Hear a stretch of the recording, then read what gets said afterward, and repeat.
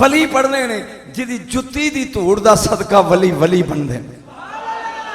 7 वली ने दकिया उस बादशाह तो डरते हुए ये निकले ने घरों बाहर भी यार जेड़ा ईसा दा कलमा पढ़ता है ये उन्होंने कतल कर देंदा है ते चलो ये शहर ही चो निकल। मैं जल्दी जल्दी तमीद मुकाना चाहना। निकल पैन 6 मैक्सलमीना यमलीखा मरतूनस सुनूनस सारीनूनस ते जूनवास ये 6 बंदे ने ये टुर पैन। अगे एक भेडा प्या चारदा अयाली बड़ा सादी तकरीर करन दिया अयाली मगर ओदा कुत्ता है ओदा नाम है कितमीर। इस कितमीर का नाम कुरान च 2 बारी आया है। एदा मतलब है वलियां दा कुत्ता होवे ना ते कुरान दे नाल चुमींदा पिया हो जाए ओदे कोलों लंघे ते ओ अगों दी होके पुछदा भाईओ कित्थे चले हो भाईओ कित्थे। उन्हें कभी जे नू दस दिता ना भी असीं नस चले हाँ बादशाह तो डरते हुए तो ये करेगा शिकायत आप ते ने की करना सानू मरवाएगा।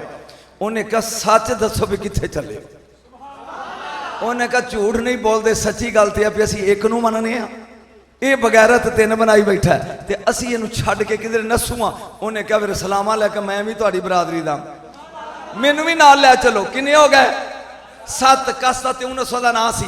ये 7 टुर पे ये पिछों मुड़ के वेख्या तो कुत्ता भी टुरिया आउंदा। उन्हें क्या कसता ते 19 ए तेरा कुत्ता यमलीखा इनू भजा ये भौंकेगा असीं फड़े जाएंगे। कुत्ते का काम हुंदा भौंकना। मैं गल कर रहा तेरी समझ कुत्ते का काम हुंदा गली विच तीला ही लेना हवान कहंदा भौं भौंकदा।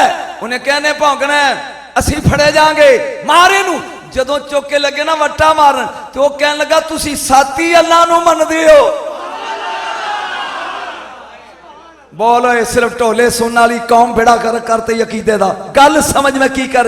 उन्हें कहा तुसीं अपने आप नूं फन्ने खा समझदे हो भी अल्लाह नू मनदे हो।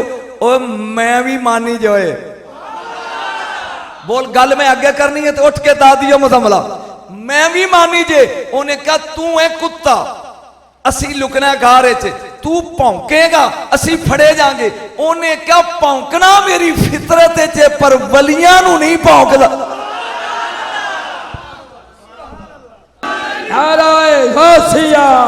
शाने औलिया उन्हें क्या भौंकना मेरी मुकद्दर दे किस्मत च पर वलियां नू।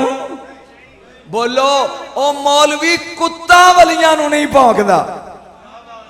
उन्हें क्या मैं भौंकना मेरी फितरत है पर मैं अपनी फितरत बदल देंगा।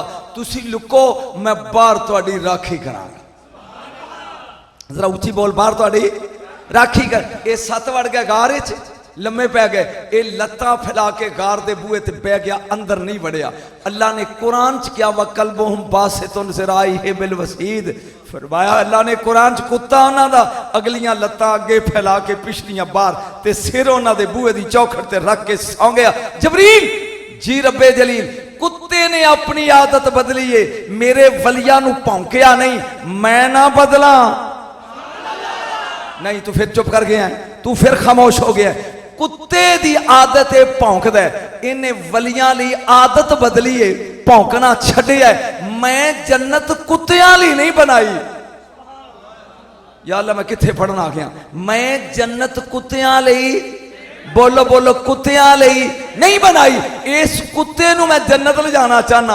अल्लाह ने कहा जबरील ने कभी मेरी समझ ते नहीं आया भी ये अपलीत कुत्ता इनू जन्नत किवें वाड़ेगा। फरमाया मेरा कमाल वेख इधरों आएगा बलम्बाऊर ये आ मुनकर नबी दा इधरों ओ मुनकर आएगा। पहले वली सी फिर मुनकर हो गया। इधरों एक कुत्ता आएगा ओदी खल ला के इनू पावांगे एदी ला के ओनू पावांगे। है कुत्ता पर वलियां दा बुआ मल के बह गया इंसान दे रूप च जन्नत जाएगा।